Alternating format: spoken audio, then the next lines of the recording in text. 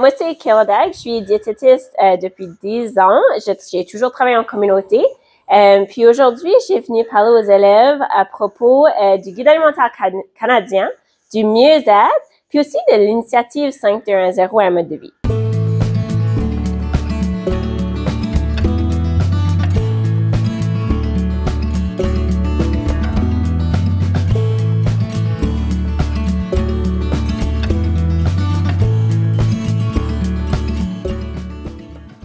OK, donc bonjour tout le monde.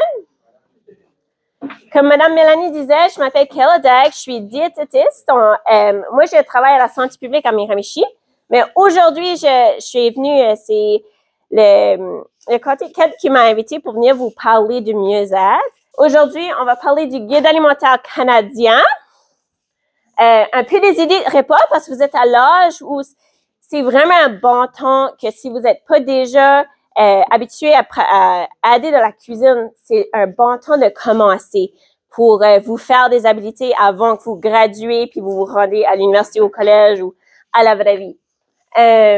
Après ça, je vais parler de l'initiative 5-1-0 un mode de vie, qui est mon petit projet à moi puis mon équipe à Miramichi, mais qui partage des bons messages pour tout le monde. J'ai hâte de vous passer ces messages-là. Et de l'importance du sommeil. Numéro 1, c'est, je voulais vous demander, savez-vous c'est quoi une diététiste? Non. Beaucoup ne savaient pas. Excellent. Honnêtement, là, jusqu'au secondaire, je ne savais pas non plus. Là. Une diététiste, oui, on parle des diètes, mais pas de la manière que vous pensez. Nous, on parle vraiment des aliments puis de leur rôle dans notre santé. Notre objectif, c'est de vous aider à nourrir votre corps pour finir de grandir et de se développer, mais aussi de supporter votre mieux-être, supporter la concentration pour que vous puissiez concentrer en classe, pour que vous puissiez être productif et bien travailler, pour que vous ayez assez d'énergie pour faire de l'exercice et à participer dans la vie, et aussi pour prévenir certaines maladies chroniques. Donc, c'est une profession réglementée qui veut dire que toutes les diététistes qui ont le DTP à la fin de leur nom, ou le RD en anglais, vous allez plus voir ça, là, surtout sur les médias sociaux. Nous sommes tous membres de l'association de la province. Ça veut dire que chaque année, j'ai des objectifs d'apprentissage qu'il faut que je rencontre. Il y a des années que c'est 100 heures d'éducation que je fais, puis il y a des années que c'est peut-être plus proche à 25 ou 30. Mais j'apprends encore, même dans ma carrière. J'ai fait un bac en sciences de la nutrition. Moi, je l'ai fait à l'Université de Moncton. C'était vraiment le fun, proche de la maison. Aussi, l'internat, qui est notre année de pratique, était inclus.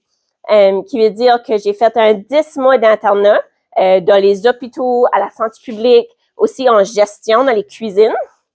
Ça faisait partie de mon programme à l'Université de Moncton. Après ça, il y a une variété d'emplois.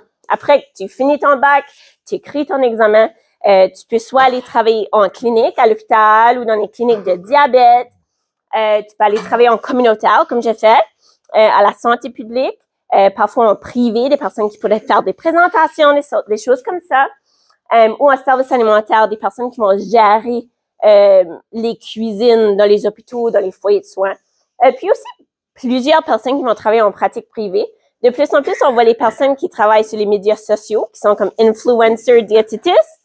On voit aussi des personnes qui se spécialisent. Tu peux te spécialiser en nutrition sportive, tu peux te spécialiser en diabète ou en maladie rénale. Moi, je me suis spécialisée en alimentation des enfants, en pédiatrie. Donc, je parle aussi de l'importance de l'allaitement dans mon travail. Ça, c'est vraiment, il y a tellement de possibilités dans la carrière. Mais aujourd'hui, je vous parle du guide alimentaire canadien. Est-ce que vous le connaissez? Non. Ouf! L'avez-vous déjà vu? OK. Ça, c'est notre nouveau guide alimentaire. Il est sorti en 2019. Pour longtemps, quand moi, j'étais assis, pas à votre place, mais à l'école, nous autres, le guide alimentaire ressemblait à un arc-en-ciel. C'était vraiment bien. Il y a beaucoup de bonnes informations qui étaient partagées. Mais on voyait avec le temps que l'important, c'était pas la quantité d'aliments que tu mangeais. L'importance était vraiment les proportions.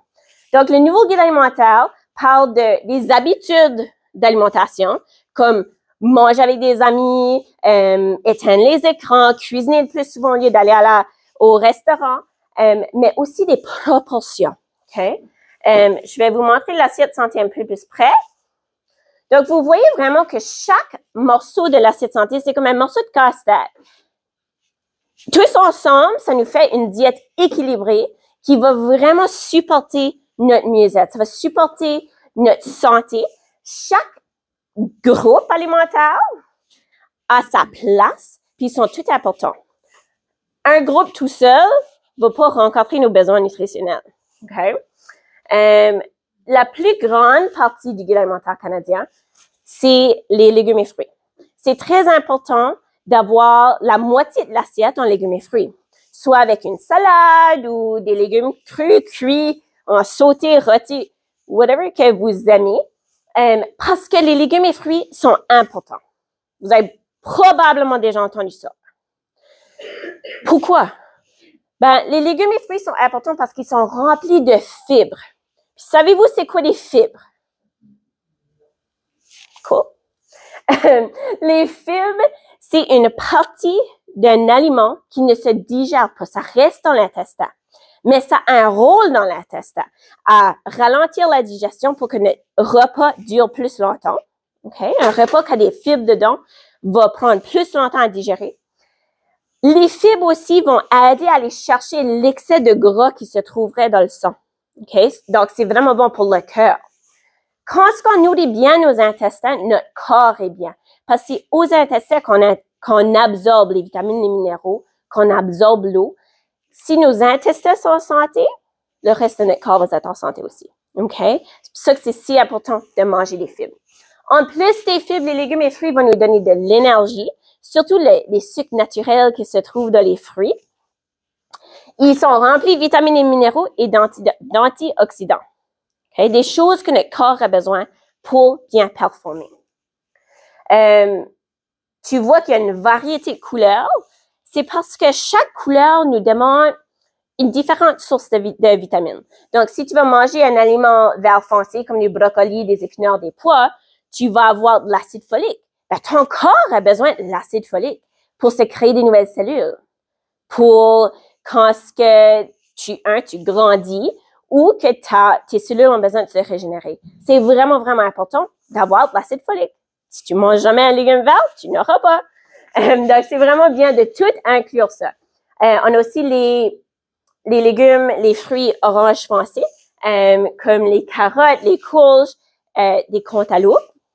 Pourquoi c'est important de manger des légumes et fruits orange? Si quelqu'un sait la réponse. Probablement que vous avez déjà entendu ça. Manger des carottes, c'est bon pour les yeux. Oui.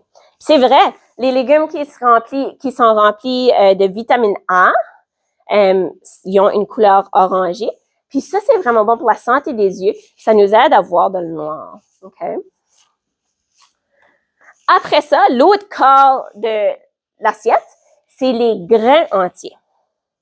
Les grains vont contenir les glucides. Puis là, si vous savez pas c'est quoi le mot glucides, c'est les carbs. Okay? Puis moi, je suis ici pour vous dire que les glucides, c'est vraiment important à la santé. Quand notre cerveau a faim, quand on a besoin d'énergie, c'est les carbs qui vont aller chercher, les glucides qui a besoin en premier. C'est notre première source d'énergie. C'est vraiment important de s'assurer qu'on mange une source de glucides, surtout qui est remplie en fibres, comme des grains entiers. Les grains entiers contiennent aussi des vitamines et minéraux qui ne se trouvent pas dans les légumes et fruits. Hein? Puis, bien sûr, c'est une bonne source d'énergie. Comment est-ce qu'on sait qu'un produit est riche en grains entiers?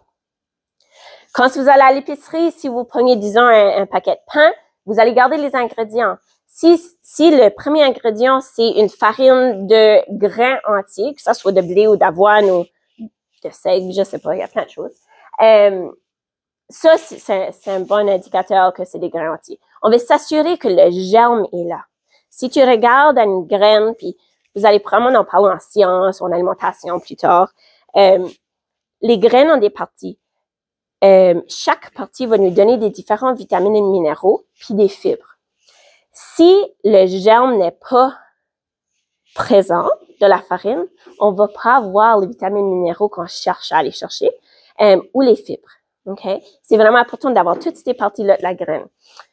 C'est pour ça qu'on regarde à la liste d'ingrédients. Après ça, on peut regarder à l'étiquette nutritionnelle. Ça va nous dire s'il y a des fibres dans le produit ou pas. Okay? Puis, bien sûr, la couleur. Souvent, des produits à grains entiers vont être un peu plus foncés parce que cette germe-là est plus foncée que juste l'intérieur. Donc, une farine de blé entier que tu trouverais à l'épicerie, où tu peux souvent avoir... il y a toutes sortes de mélanges de farine qui peuvent être riches en fibres. Okay. Avez-vous des questions? On arrive là à la partie interactive. Le dernier quartier de l'assiette, c'est les protéines. Okay. Les protéines, je sais que vous avez déjà entendu ce mot-là. Okay. Les protéines sont vraiment importantes. Puis si on les néglige, qu'on ne mange pas assez de protéines, on va pas se sentir plein. Nos repas vont pas durer longtemps. Puis la raison, c'est parce que les protéines, ils prennent 6 heures environ à digérer. Okay? Donc, si tu prends un repas avec 0 protéines, ben, il se digère beaucoup plus vite. Okay? Les fibres, les protéines, c'est 2 choses qui ralentissent la digestion d'un repas. Vous voyez aussi que quand tu gardes le corps de l'assiette, c'est pas juste la viande. C'est parce qu'il y a plein de sources de protéines, OK? Puis il y a pas de poudre à protéines non plus, là. Quand on parle de bonnes sources de protéines qui va nous donner plus que juste la protéine. Quand on a nos protéines animales, on s'en va chercher du fer, OK? On a besoin de ça pour notre sang, mais aussi, le fer animal s'absorbe beaucoup mieux. C'est important d'avoir des protéines animales pour cette raison-là.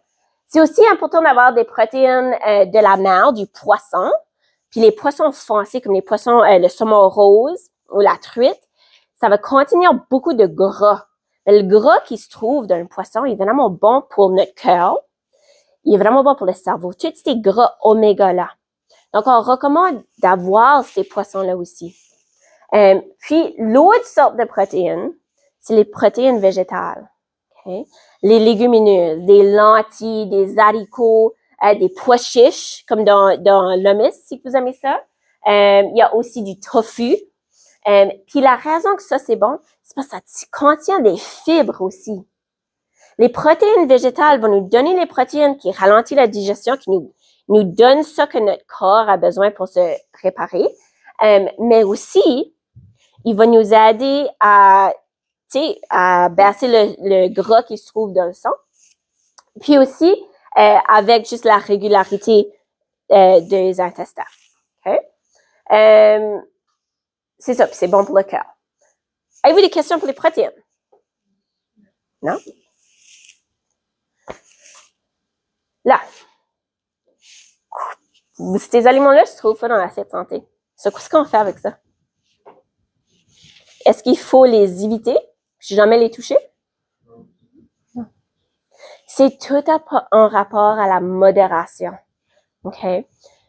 S'alimenter est une chose qu'on fait du moment qu'on est né jusqu'à la fin de notre vie.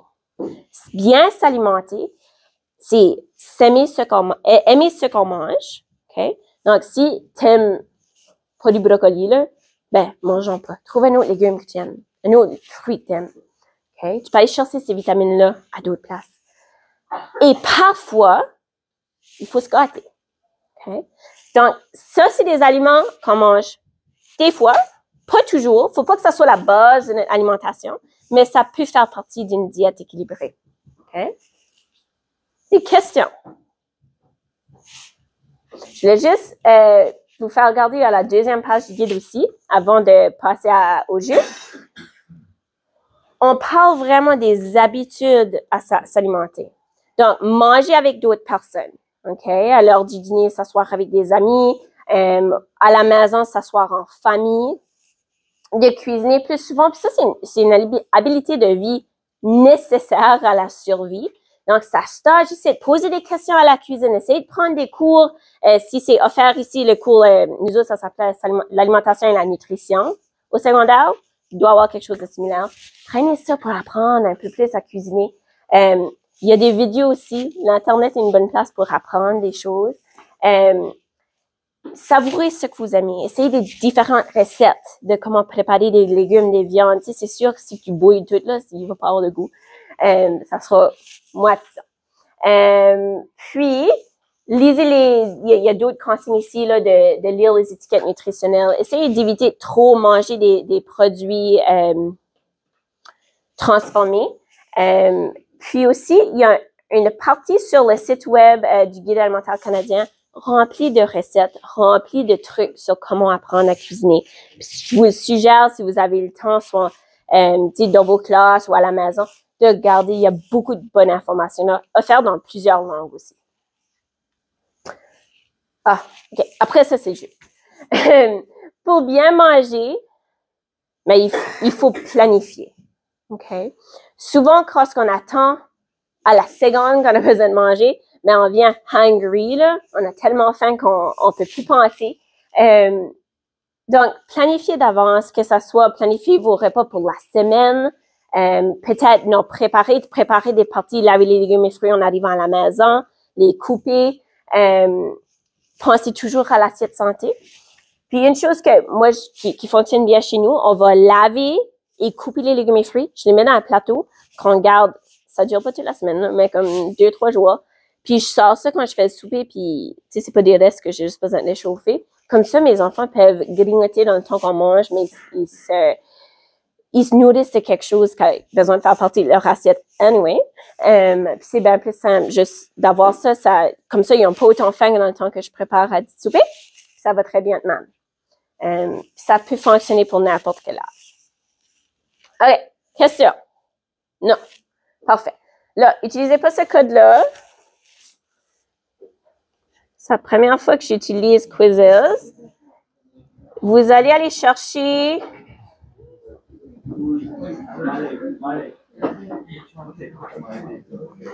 Allez chercher ce code ici.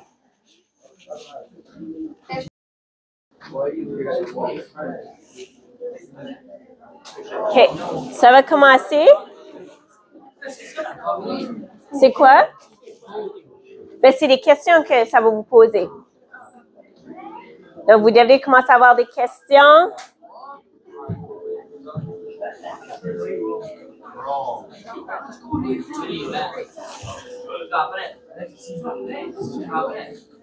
Ben, tu fais les 5, là, on va parler des questions un peu. 4.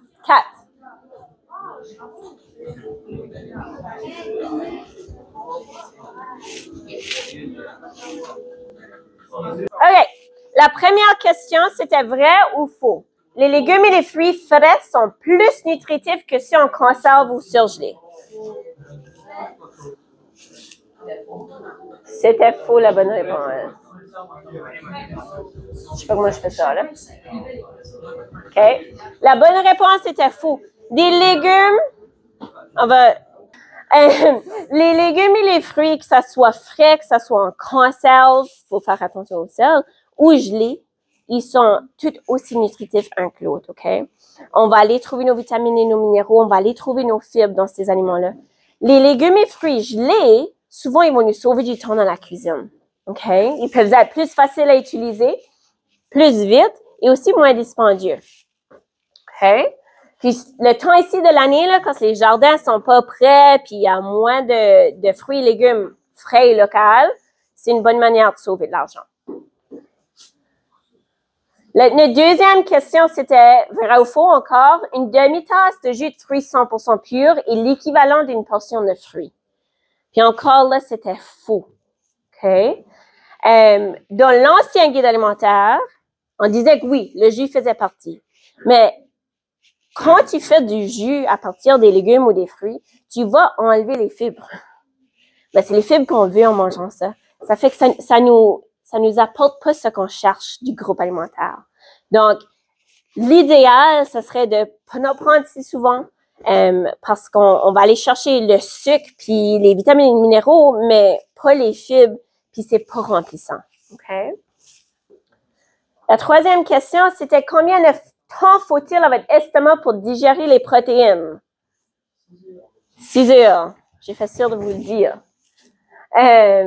Puis la quatrième question, c'était quel groupe de protéines contient les fibres? Puis vous avez répondu?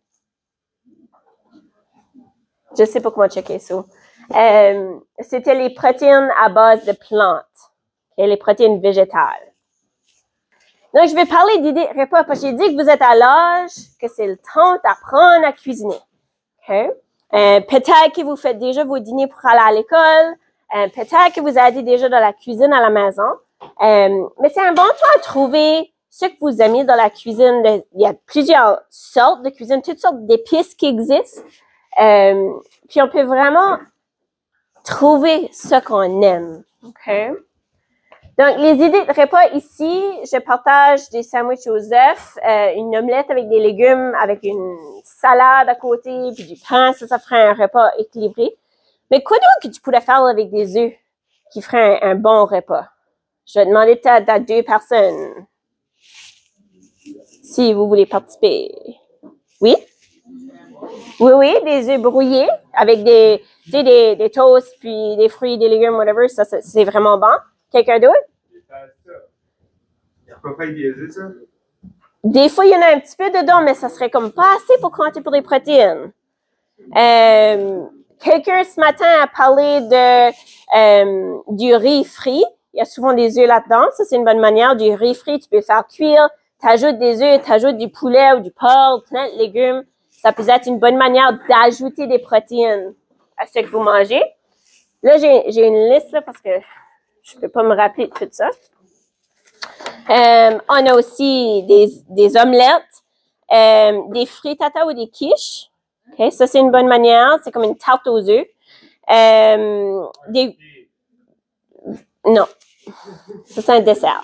Mais, si tu mélanges les œufs avec certaines épices, des légumes, tu fais cuire ça dans un plat à tarte, puis ça fait ce qu'on appelle une quiche. Il y a aussi des burritos, des wraps du déjeuner. Okay? Ça peut être une bonne manière de faire ça.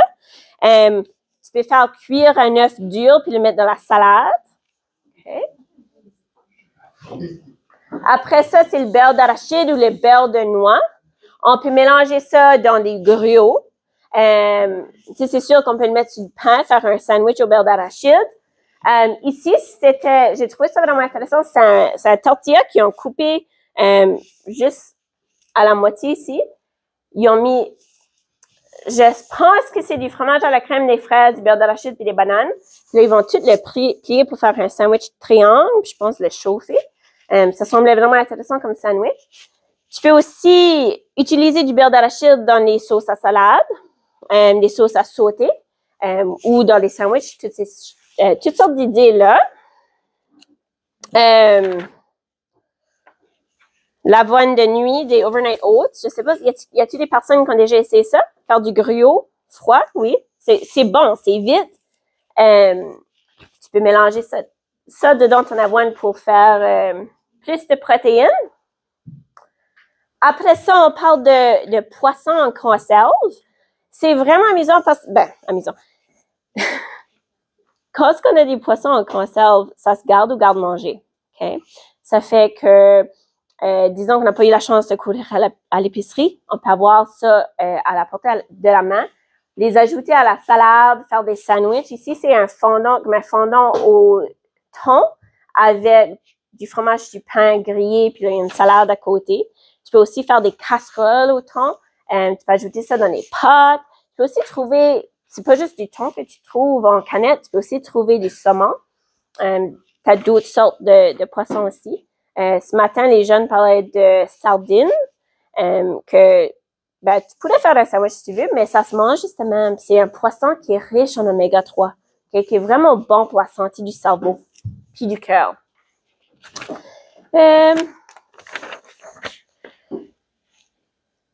On a aussi parlé, tu peux faire des galettes de poisson avec le poisson en conserve. Juste une manière rapide parce que c'est déjà cuit, tu les mélanges et ensuite tu fais ta recette. On parle aussi de poulet, une bonne source de protéines. beaucoup de manières à manger du poulet. Ici, on a une pizza faite avec des restes de poulet. Ensuite, on a une boîte bento, juste le poulet froid. Moi, je l'aurais coupé avant, là, mais tu manges ça avec des légumes et fruits, des craquelins, ça peut être une bonne source de protéines, assez vite à faire. Avec des restes de poulet, les idées, il y en a beaucoup. Tu peux faire des pâtes, des sautés, des soupes, du poulet à la king. Ça finit pas, là. Il y a beaucoup d'idées pour le poulet. Des bols à tacos de poulet. Ajouter ça à la salade. Y a-t-il des idées d'une manière à utiliser le poulet que je n'ai pas mentionné? Oui? Oui, tu peux en ajouter aux pâtes. Ça, c'est vraiment bon. Des nachos, oui. Ça peut être une bonne manière à manger le poulet. Puis des nachos, si tu trouves des tortillas plus à grains entiers, tu peux aller chercher une bonne source de fibres, même si c'est un petit peu plus salé, un petit peu plus gras. Mais les nachos, tu les remplis de fromage qui va te donner des protéines. Tu mets plein de légumes là-dessus, ça va compter pour tes légumes. C'est vrai, ça peut être une bonne manière de vraiment apprécier notre repas. Puis tu peux faire une assiette équilibrée avec des nachos aussi. Là, des idées de collation. C'est quoi l'objectif de manger une collation? Les collations, là, c'est le petit pont qui nous apporte d'un repas à l'autre. Si on a encore faim, ça peut être une bonne manière se rendre au prochain repas. Mais une collation, pour que ça soit efficace, on doit avoir une source de glucides et une source de protéines. L'idéal serait aussi une source de fibres. Okay? J'ai plein d'idées à l'écran. On parle de légumes et fruits avec des noix. Des pommes avec du beurre de noix aussi ou du beurre de graines. Ça peut être une bonne manière d'aller chercher des protéines. Un parfait yogourt, un peu de yogourt grec avec du granola puis des fruits. Ou une assiette de craquelin, fromage, raisin. L'important, c'est de se rappeler d'avoir une source de protéines et une source de fibres, que ce soit des grains entiers ou des fruits et légumes. Okay? Là, j'ai dit que je voulais vous parler de notre belle initiative 5-2-1-0. Avez-vous déjà entendu parler de ça? Non? C'est bien normal. C'est pas nous qui l'avons inventé. 5-2-1-0, ça a commencé dans l'État de Maine. Tout l'État au complet parle de 5-2-1-0. C'est une initiative qui partage des messages assez simples à suivre, faciles à se rappeler, qui nous aident à soutenir notre corps pour être en bonne santé. Okay? Nous, on travaille pour aider à améliorer les environnements pour que ça soit plus facile de faire le choix santé. Okay? Notre premier numéro, c'est savourer. Au moins 5 légumes et fruits chaque jour. Ça va aider à avoir une meilleure santé et ça soutient vraiment la santé physique. On a parlé des fruits et légumes, on a parlé de comment est-ce qu'ils nous donnent des vitamines et minéraux, comment est-ce qu'ils nous donnent des fibres, comment est-ce qu'ils vont aller nous donner de l'énergie. Ça, c'est toutes des bonnes raisons. Okay? En remplissant la moitié de notre assiette de légumes et fruits, on va vraiment aller chercher ce minimum-là de 5 légumes et fruits chaque jour. Okay? Notre prochain numéro, c'est le éteigner. Là, c'est toujours le fun de parler d'ici. Pas plus de 2 heures d'écran récréatif par jour. Okay? Ça compte pas les écrans que vous gardez à l'école. Okay? Si vous avez besoin d'un ordinateur pour faire un projet ou si vous gardez un écran en écoutant ma présentation, ça compte pas. Ça, c'est votre temps sur les médias sociaux. C'est votre temps à jouer des jeux vidéo, à regarder la télé, à texter entre vos amis. Ça, c'est tout du temps récréatif. Okay? Savez-vous, en moyenne, combien de temps que les jeunes passent sur les écrans par jour? 4 heures. 6 heures. 5 heures. OK. Ma statistique, ça vient de l'année 2016. Puis là, ça a changé beaucoup depuis la pandémie. Mais ma statistique me dit que c'est 8 heures par jour que les jeunes passent sur les écrans. Puis là, 8 heures par jour sur les écrans, on sait que si on passe trop de temps sur les écrans, parfois on peut avoir la difficulté à se concentrer, à dormir. Ça peut impacter nos relations entre nos amis, entre notre famille. Et ça a un impact. Il y a beaucoup de preuves scientifiques qui nous démontrent que trop de temps sur les écrans impacte notre santé mentale. Si un jeune passe 8 heures sur un écran, en plus du 7 heures à l'école, il reste pas grand temps à dormir. Là. Quand on dort pas, notre corps n'a pas le temps de se régénérer après une longue journée. Notre corps n'a pas le temps de combattre les infections, les virus qui sont présents dans la vie. Puis, notre cerveau n'a pas le temps de se reposer. Okay? Les dernières statistiques, j'ai gardé aussi les statistiques pour la zone 1, avec les sondages que vous faites avec l'école, les sondages de santé. 85% des jeunes passent plus de 2 heures par jour sur les écrans. Okay? So vous passez, puis je dis vous, en général, les jeunes de la province du Nouveau-Brunswick passent au moins 8 heures par jour, puis minimum de 2, 85% va le faire. Okay? Ça vous surprenait-tu, ça, ces chiffres-là? Non, hein? Notre prochain numéro, c'est bouger. Faites au moins 1 heure d'activité physique. Pourquoi est-ce qu'on veut bouger? Nos corps sont faits pour bouger. Notre corps, pour être en bonne santé, il faut qu'il bouge tous les jours. Ça va aider à la santé mentale. Ça va nous aider à être productifs, à se concentrer. Ça nous aide à la croissance et au développement. Okay? Ça aide à se sentir bien. Il y a plein de manières à bouger. À l'école, vous avez peut-être encore le cours d'éducation physique, qui est une bonne manière. Peut-être vous participez dans les sports d'équipe. Tu peux aussi, juste aller marcher. Il y a beaucoup de personnes qui ont commencé à faire des vidéos YouTube sur le yoga ou il y a toutes sortes de manières à bouger. Des sports d'équipe, tu peux bouger toute seule, tu peux bouger juste avec un ami ou deux, avec la famille, mais c'est important de le faire chaque jour. Okay? Puis on trouve souvent que c'est à cet âge-ci que les chiffres commencent à baisser, que les jeunes sont moins actifs. Mais c'est important de continuer d'être actif pour être en bonne santé. Et notre dernier numéro, c'est de boire plus d'eau. Puis là, je remarque quelques bouteilles d'eau, là, mais je comprends que vous n'êtes pas dans votre salle de classe non plus, là. Pourquoi est-ce qu'on veut boire de l'eau? Ben, on le sait que notre corps est fait d'eau. Okay? Une bonne partie de notre corps est fait d'eau. Si on perd de l'eau, soit en allant aux toilettes ou en bougeant, ben, il faut remplacer cette eau-là. La meilleure manière à le faire, c'est en buvant de l'eau. Okay? Puis là, la recommandation qui continue, c'est de consommer 0 boisson avec sucre ajouté. C'est parce que quand on boit beaucoup avec du sucre ajouté, on ne va pas chercher toute cette eau-là qu'on a besoin. Mais aussi, en buvant de quoi de sucré, ça ne nous remplit pas. Okay? On prend beaucoup de sucre, trop de sucre que notre corps a besoin. Puis là, notre corps a besoin de se concentrer et essayer d'éliminer ce sucre-là. Okay? Puis, on va pas aller chercher les vitamines, les minéraux qu'on a besoin. Okay? C'est vraiment important de boire plus d'eau. Puis, comment est-ce qu'on fait ça? Ben, il y a des personnes qui vont choisir de boire de l'eau pétillante, okay? Comme du bubbly. Il n'y a pas de sucre ajouté, il n'y a rien d'autre d'ajouté sauf la saveur. Tu peux ajouter aussi la saveur d'eau normale. Tu peux ajouter des fruits, des légumes, des herbes dans votre eau pour donner une saveur, comme la menthe ou les framboises ou du citron. Okay. Apportez votre bouteille avec vous en tout temps, ça c'est une bonne manière de faire ça.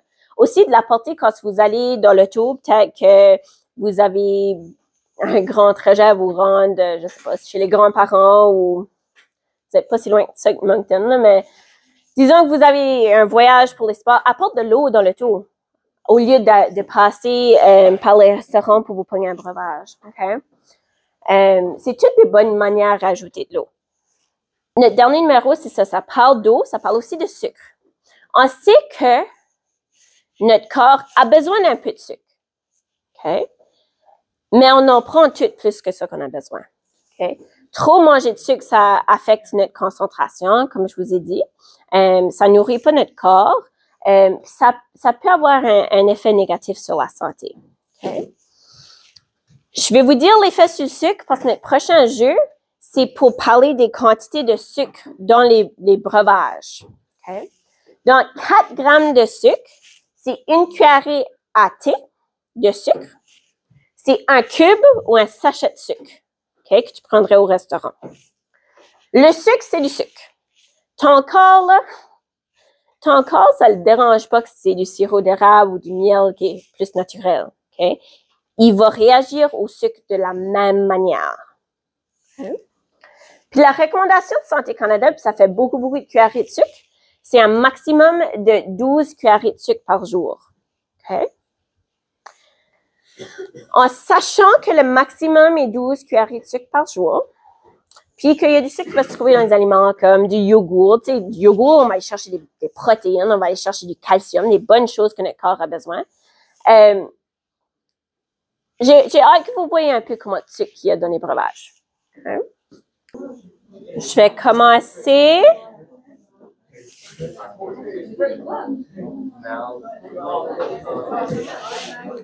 Donc, ici, c'est de deviner la quantité de sucre dans les breuvages.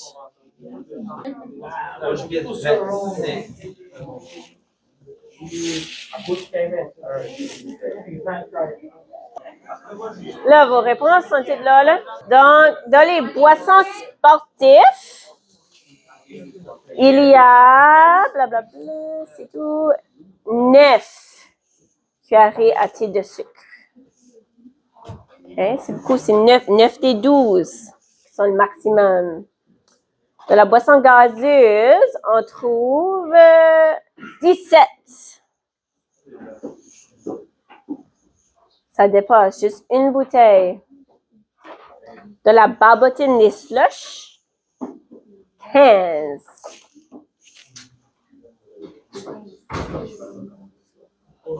Dans les boissons énergisantes, qui ont beaucoup d'autres problèmes que juste le sucre,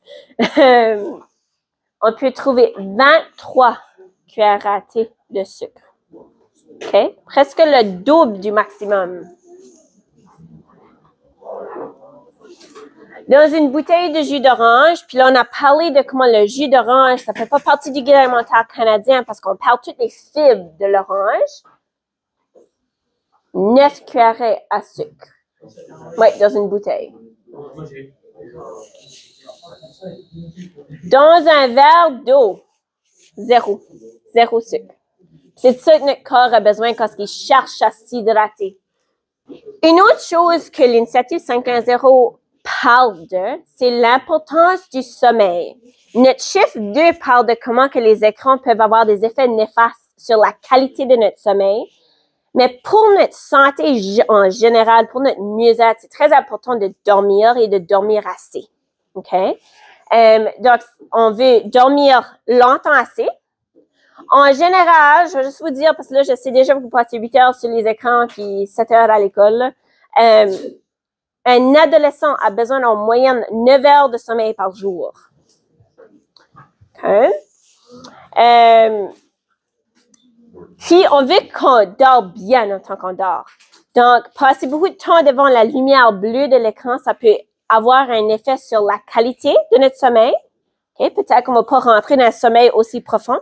Il y a des personnes que ça va les stimuler tellement qu'ils ont la difficulté à dormir. Okay? Une autre chose qui peut avoir un impact sur notre sommeil, c'est la caféine. Okay? Si vous prenez de la caféine en trop grosse quantité ou parfois il y a des personnes qui le prennent en après-midi ou en soirée, ça peut avoir un impact sur la qualité de ton sommeil.